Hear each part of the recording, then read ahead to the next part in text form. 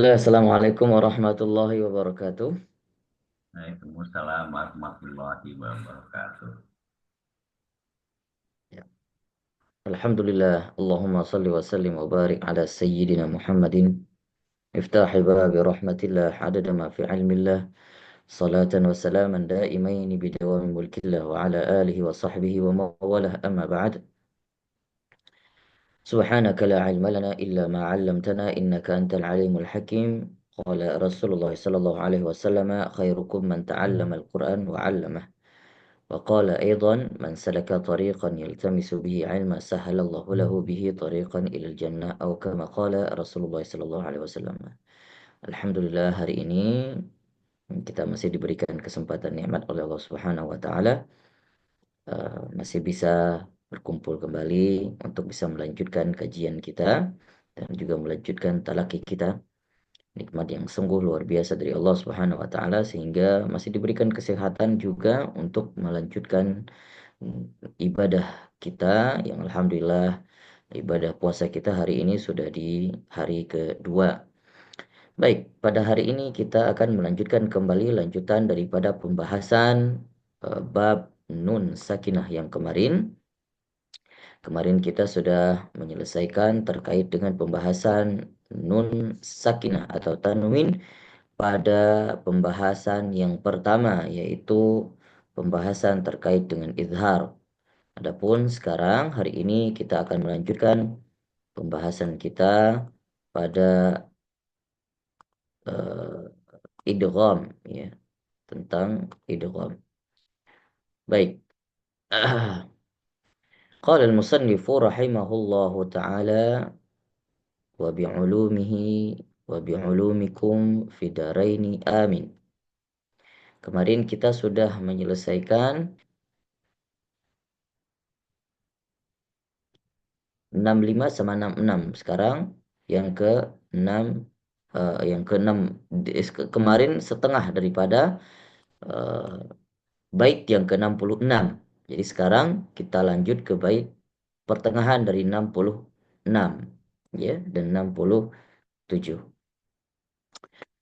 قال المصنف رحمه الله تعالى ونفعنا به وبعلومه في الدارين آمين وادغم في اللام والراء لا بغنة لازم. Ya.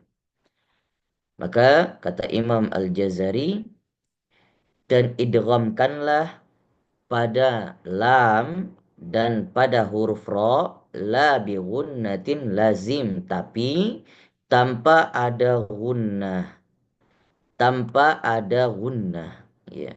Masukkan, idghamkan ke dalam huruf lam dan huruf ra apa yang dimasukkan huruf nun atau tanwin, nun sukun atau tanwin, masukkan ke dalam huruf lam atau huruf ra, tapi tanpa dengan gunnah.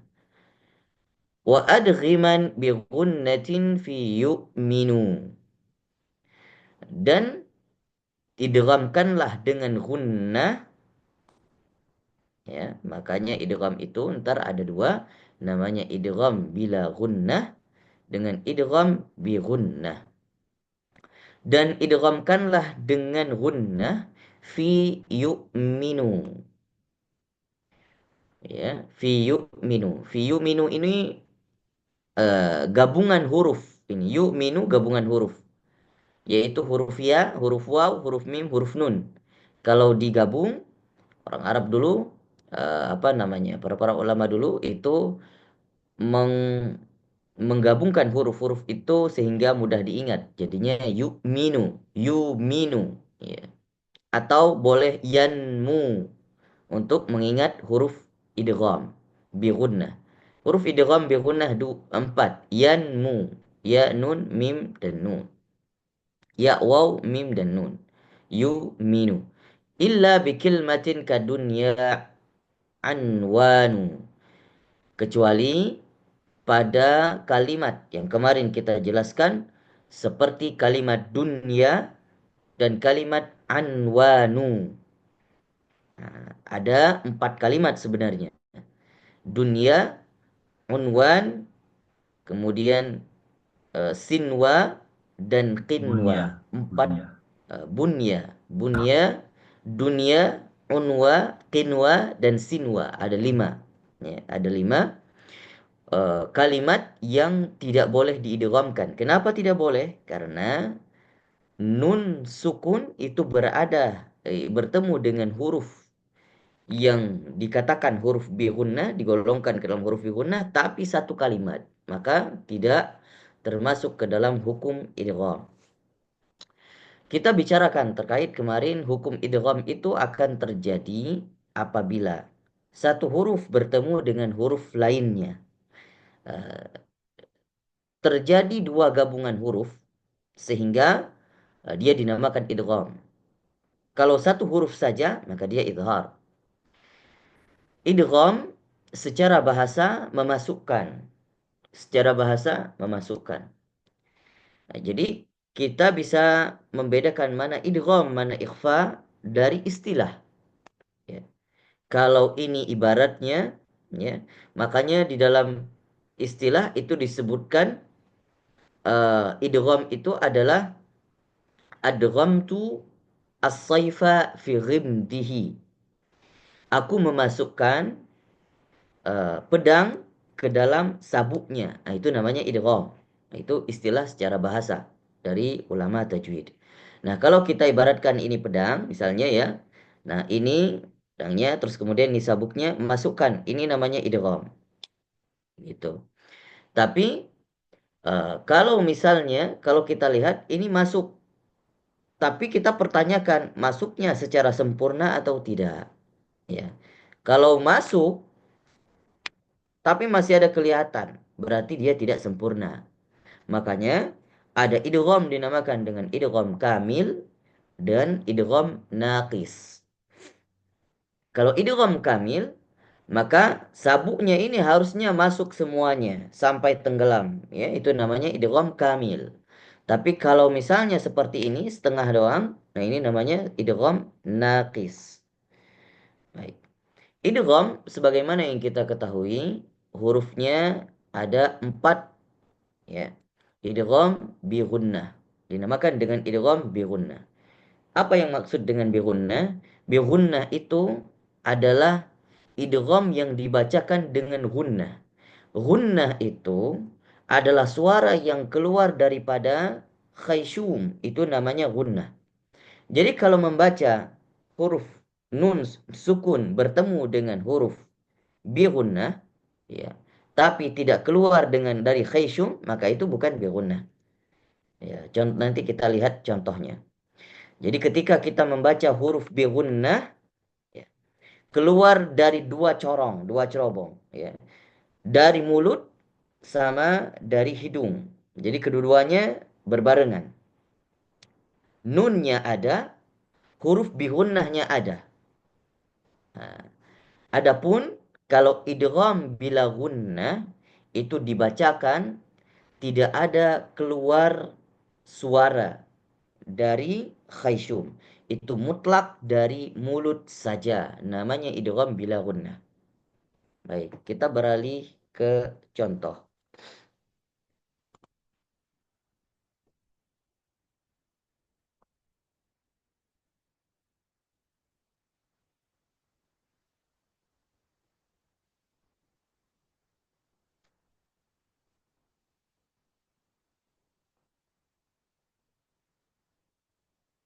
Baik, kita akan melihat contohnya.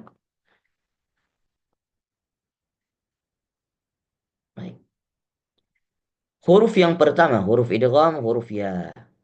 Ya. Hisabai, hisabai yasira. Ini ada tanwin bertemu dengan huruf ya.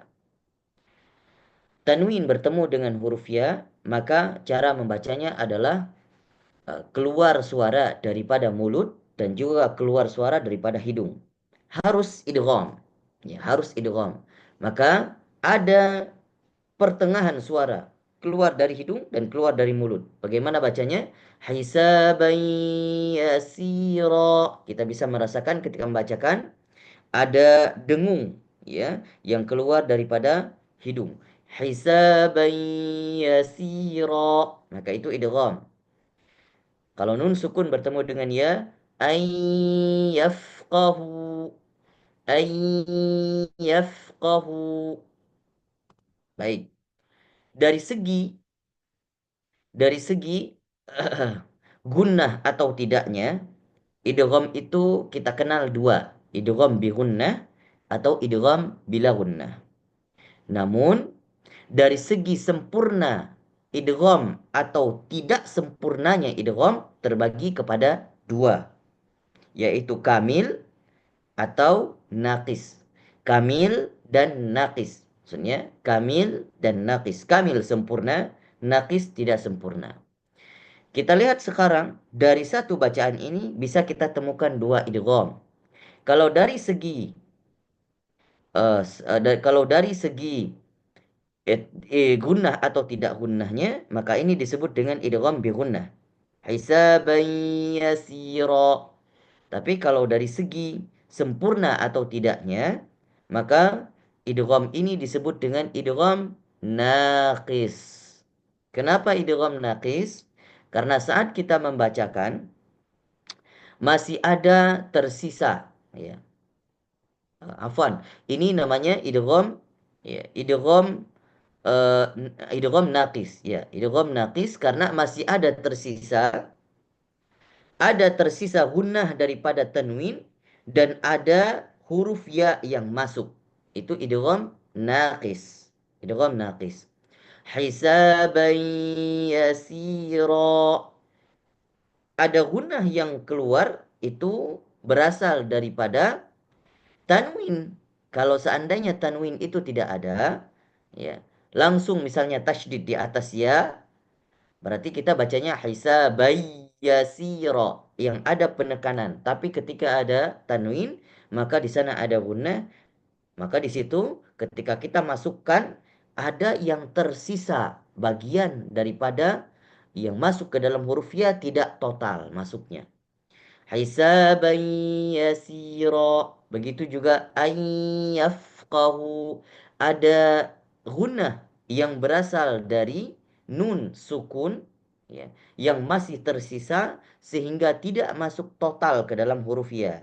Jadi ayyafqahuhu gitu. Baik, kita praktik bareng-bareng. Silakan dibuka dulu mikrofonnya.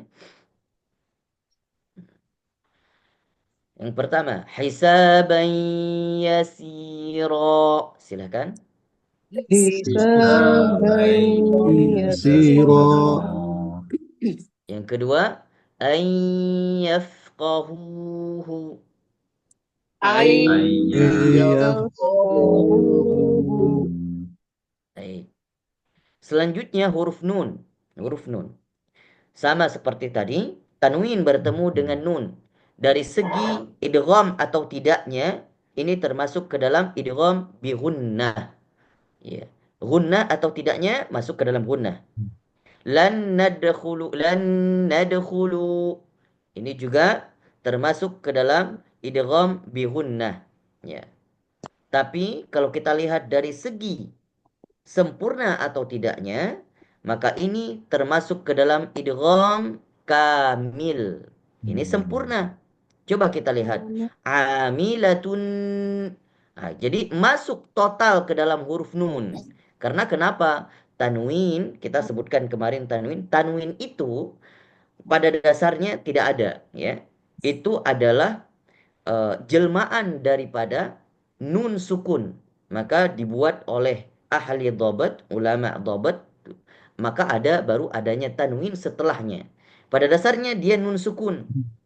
Nun sukun, ya, makanya ada yang sebagian mengatakan ada yang tanda dobat seperti ini, ya, ini ya, dhammatain.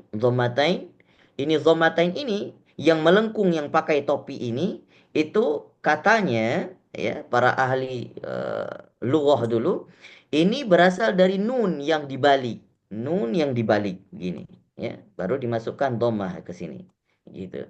Jadi pada dasarnya tanwin itu berasal dari nun sukun. Maka ini kalau kita lihat sifat nun masuk ke dalam nun. Jadi total menjadi satu. Makanya dinamakan dengan idgham. Idgham itu menjadikan huruf menjadi satu. Dua huruf kita masukkan sehingga jadi satu. Itu namanya idgham. Nah, sama seperti di contoh yang kedua, lan nadkhulaha lan nadkhulaha. Nun yang pertama masuk total ke dalam nun yang kedua sehingga seperti menjadi satu huruf. Itu namanya idgham. Lan nadkhulaha. Ini juga dinamakan dengan idgham kamil kalau dilihat dari segi sempurna atau tidaknya. Mim bisultanim mubin. Baik, dari segi gunnah atau tidak gunnahnya, ini termasuk ke dalam idgham bi gunnah. Baik, saya mau bertanya. Dari segi sempurna atau tidak sempurnanya, ini masuk ke dalam idgham kamil atau idgham naqis? Kamil. Kamil. Kamil, baik, kamil. Karena ketika kita bacakan sempurna masuk ke dalam huruf mim. Tidak ada tidak ada nun yang berbunyi sehingga langsung masuk ke mim. Karena kenapa? Nun yang tersisa, nun sukun, sifat nun sukun yang tersisa itu langsung masuk menyerap semua ke dalam sifat huruf mim. Bisultanim mubin. Baik.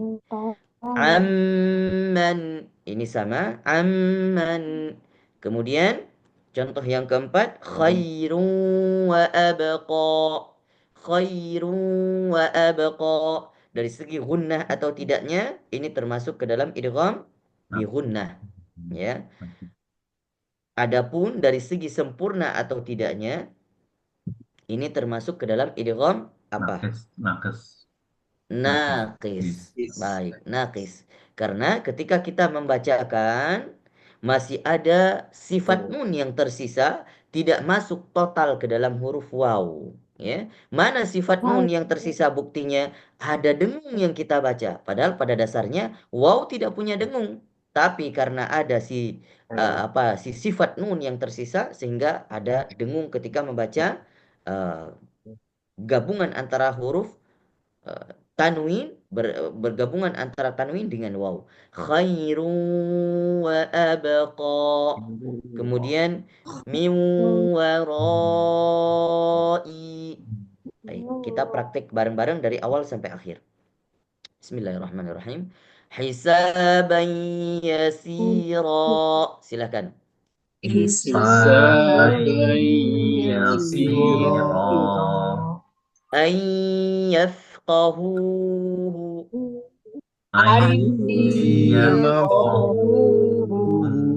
Amilatun nasibah.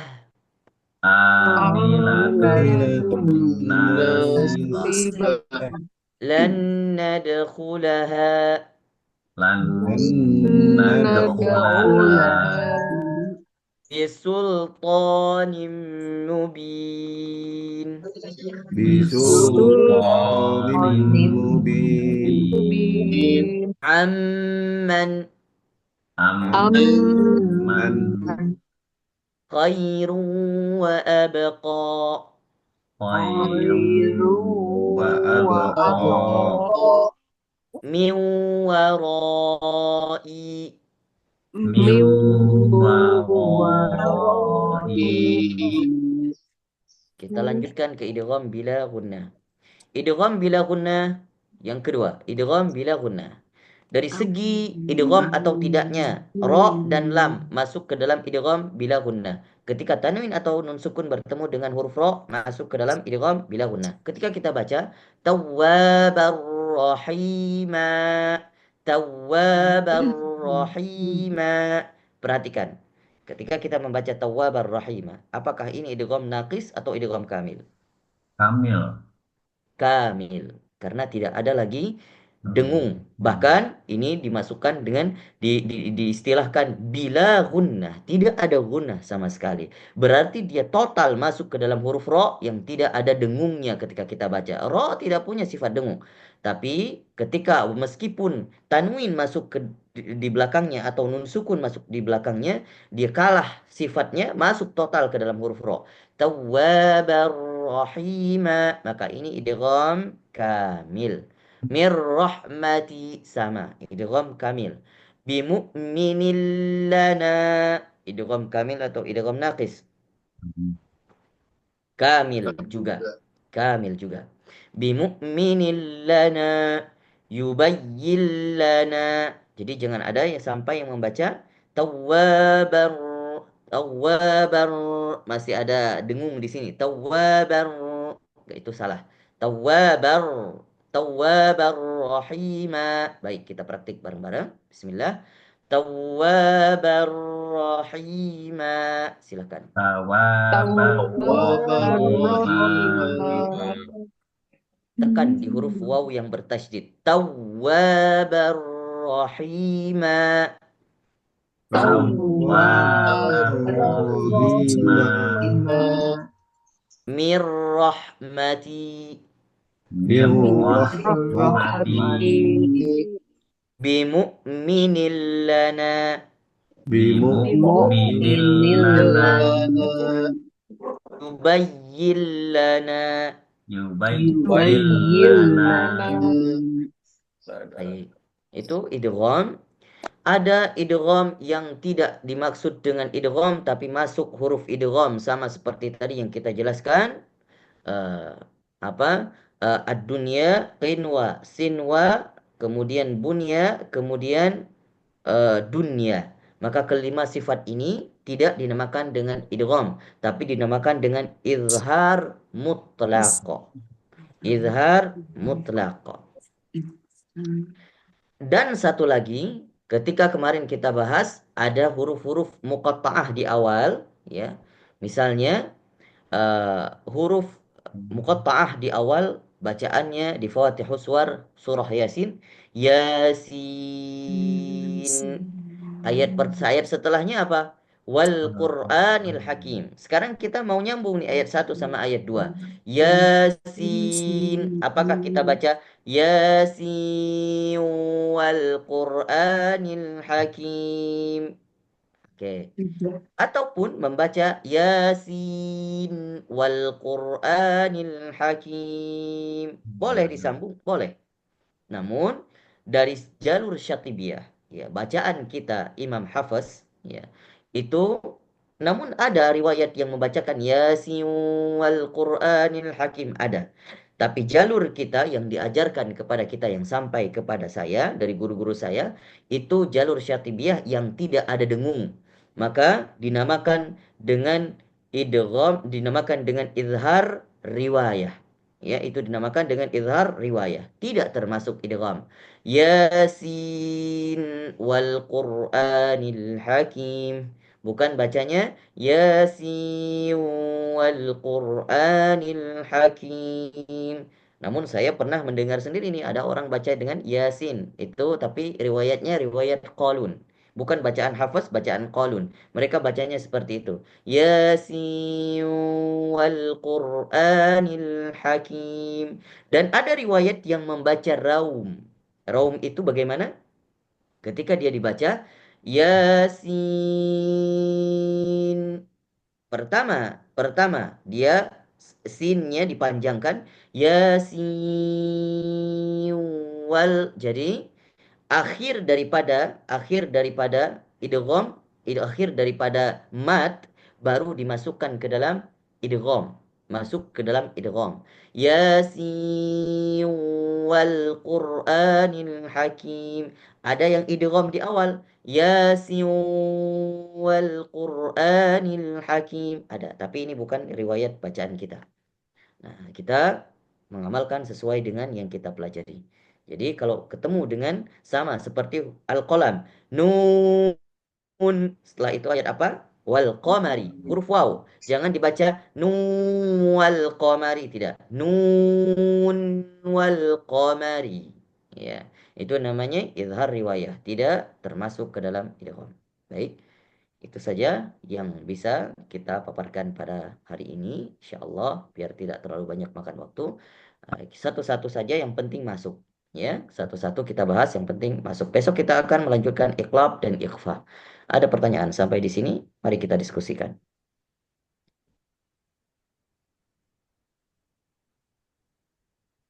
Ustadz, ini mau tanya tapi tidak terkait dengan ini, boleh kan Ustadz? Boleh, boleh, boleh, boleh. Silakan. Eh, Sekarang kan lagi Ramadan, Ustadz ya. Iya, iya, iya. Yang saya tahu ketika seorang sakit eh, itu bisa diganti di hari yang lain ya. Atau memang Iya, sakit bisa diganti dengan fidyah. benar. Nah, pertanyaannya saya gini, Ustadz, ketika seseorang itu memang sakit ya, eh, dan sakitnya itu secara medis tidak tidak kuat untuk berpuasa dan keadaan ekonominya pun sangat kurang ya, atau tidak di bawah inilah ya, katakanlah kategorinya memang untuk sehari-hari saja dia itu sulit gitu untuk memenuhi kebutuhan hidupnya. Nah, itu solusinya bagaimana Ustadz? Karena kan di satu sisi kita juga harus membayar fidyah, tapi secara ekonomi pun tidak tidak memungkinkan gitu kan. Apakah memang Betul. ditanggung oleh saudara-saudaranya kalau memang ada saudara-saudaranya, misalkan kakaknya atau adiknya atau bagaimana gitu Pak Ustadz? Terima kasih Pak Ustadz. Baik. Di dalam ini menyangkut hukum fikih kita berbicara ya. Jadi di dalam hukum fikih, syariat turun kepada kita, itu ada maqasid. Maqasid itu adalah tujuan diturunkan syariat. Jadi apabila syariat itu turun tapi memudaratkan kita, maka itu bukan syariat. Jadi justru syariat itu turun untuk membuat kehidupan kita bahagia, membuat kehidupan kita tidak sengsara. Itu baru namanya syariat. Makanya ada di antaranya salah satu daripada maqasid syariah itu pertama menjaga tubuh kita. Jadi kalau syariat turun tapi memudaratkan tubuh kita berarti itu bukan syariat. Kemudian eh, ada menjaga harta, termasuk menjaga harta termasuk daripada tujuan syariat. Kita lihat sekarang secara hukum asal puasa diwajibkan. Puasa diwajibkan di bulan Ramadan wajib. Namun ada orang yang tidak memungkinkan kasusnya seperti tadi disebutkan tidak memungkinkan untuk berpuasa karena sakit. Ya. Terus kemudian untuk bayar fidyah pun tidak memungkinkan. Nah, maka bagaimana solusinya? Maka ini hukum berubah, ya. Tidak lagi masuk ke dalam kategori wajib bagi si yang berpuasa itu. Kenapa? Karena ketika dia ditinjau bahwasannya dari kesehatannya tidak memungkinkan untuk berpuasa. Kemudian, kalaupun dia bayar fidyah, tidak cukup untuk ataupun tidak mampu untuk bayar fidyah. Maka di sini para ulama itu membuat karena ada maqasid tadi, maka ada yang memperbolehkan silahkan tidak berpuasa. Silahkan tidak berpuasa dan juga boleh tidak bayar fidyah. Itu, itu dulu kalau kita baca ada fikih yang di apa maqasid syariah yang dirumuskan oleh salah seorang ulama namanya Tahir Ibn Ashur itu sangat detail dan sangat sangat apa ya kompatibel ilmunya dalam maqasid syariah. Jadi itu dibahas ada sebagian masyarakat bahkan bukan satu orang secara majemuk di dalam satu negara kalau atau di dalam satu kabupaten atau dalam satu daerah atau dalam satu kota yang mereka itu ketika dilihat dari segi ekonominya kurang ya tidak memungkinkan dan mereka harus bekerja kerjanya artinya kerja keras ya kerja keras tukang seperti itu ya. Tidak memungkinkan untuk berpuasa untuk mencari nafkahnya itu masih diperbolehkan untuk tidak berpuasa sampai di situ apalagi kalau kita sakit. Nah, kalau kita sakit, maka masih diperbolehkan. Namun, yang bisa meninjau dan mengira-ngira itu tidak juga dienteng-entengkan, ya. Secara hukum seperti itu, tapi tidak juga dienteng-entengkan. Artinya, kalau melihat ternyata sakitnya masih memungkinkan untuk puasa, maka jatuh hukumnya dia boleh berpuasa dan sangat dianjurkan berpuasa. Tapi kalau tidak memungkinkan, tidak perlu berpuasa. Berbicara fidyah, Sama seperti kita melihat rujukan daripada ada seorang sahabat yang datang kepada baginda Rasul Shallallahu Alaihi Wasallam. Ya, saat itu bisa dikiaskan dengan fidyah tadi. Dia mengatakan bahwasanya saat itu syariah belum bisa, tidak membolehkan apa namanya, tidak membolehkan jima pada siang hari ketika berpuasa. Kemudian dia ngadu kepada Rasulullah, wahai Rasulullah, saya melakukan jima semalam sama istri saya. Katanya apa? Ya fulan, saya lupa namanya, wahai sahabat, kamu harus membayar fidyah. Kamu harus berpuasa, ganti puasa. Tapi ya Rasulullah, saya jangankan berpuasa, jangankan apa namanya, tidak berjima saat berpuasa. Jadi berpuasa pun mungkin sulit bagi saya. Gitu. Nah, terus kemudian si sahabat ini mengatakan bahwasanya Rasulullah mengatakan, ya udah kalau kamu tidak sanggup berpuasa silakan bayar fidyah, ya kasih beras untuk orang miskin. Kata sahabat ini, wahai Rasulullah, saya adalah orang yang paling miskin di antara masyarakat di sini. Nah, kemudian Rasulullah mengambil kurma, memberikan kepada si fulan ini. Kemudian dia katakan, ya fulan, ini kurma, ya, sedekahkan buat dirimu sendiri. Diberikan sama Rasulullah, disuruh bawa pulang, disuruh disedekahi untuk dirinya sendiri. Artinya dia berhak mendapatkan kurma tadi, ya, karena itu hadiah daripada Rasulullah dan itu dia sedekahkan untuk dirinya sendiri. Maka itu sudah terbebas daripada fidyahnya. Nah, maka para ulama dari hadis-hadis itu mengambil beristimbat hukum, mengambil kesimpulan hukum bahwasanya fidyah bagi orang yang tidak mampu pun tidak wajib untuk fidyah. Tapi dilihat kemampuannya, tidak juga dienteng-entengkan. Kalau ada kemampuannya sedikit, ya meskipun sedikit dan tidak sampai nisab, tidak sampai fidyah yang ditentukan kadarnya, ya, banyaknya, nggak perlu banyak. Artinya semampunya dia kalau mau memberikan fidyah, ya alhamdulillah itu lebih baik untuk dianya sendiri. Gitu. Saya rasa itu yang bisa saya jawab Pak, siapa Pak Ihsan tadi ya. Di kesimpulannya yang saya tarik ya dok, Ustadz, eh, ya secara medis kan itu orang itu memang sangat tidak dianjurkan untuk berpuasa karena memang sakitnya sakit berat lah gitu kan ya.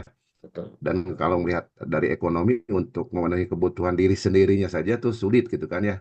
Jadi betul. tidak tidak usah apa fidyah tuh tidak usah dibayarkan ya atau dibantu sama Tidak. saudaranya atau bagaimana atau memang Eh, usah gitu Ustaz. kalau ada anaknya itu boleh membantu fidyahnya. Tapi kita sebagai yang dibebani hukum, yang menjalani apa namanya, kewajiban kita sendiri dan yang mengidap penyakit kita sendiri, tidak perlu dianjurkan untuk meminta bantuan orang lain, tidak. Tapi kalau ada yang mau bantu, alhamdulillah boleh. Tapi kalau untuk minta bantuan bersama tetangga, sama keluarga, adik, kalau mungkin meminta bantuan kepada anak, memungkinkan karena itu kerabat yang paling dekat, boleh. Silakan minta bantuan. Tapi kalau anak pun tidak memungkinkan, tidak perlu fidyah, tidak perlu puasa. Karena kesehatan, kalau memang dari segi medis sudah dianjurkan untuk tidak berpuasa, lebih baik tidak berpuasa. Begitu. Ya, terima kasih Pak Ustadz. Baik, sama-sama. Terima kasih kembali. Baik, kita Baik. langsung melanjutkan ke sesi talaki. Iya. Silakan Oke. untuk Pak yang Ridwan, pertama, bangga. Pak Ridwan. Pak Ridwan. Pak Silakan. Ridwan Al-Humazah. Al-Humazah ya, surat Ya. 104. Iya, 104. Ya. Assalamualaikum Ustaz.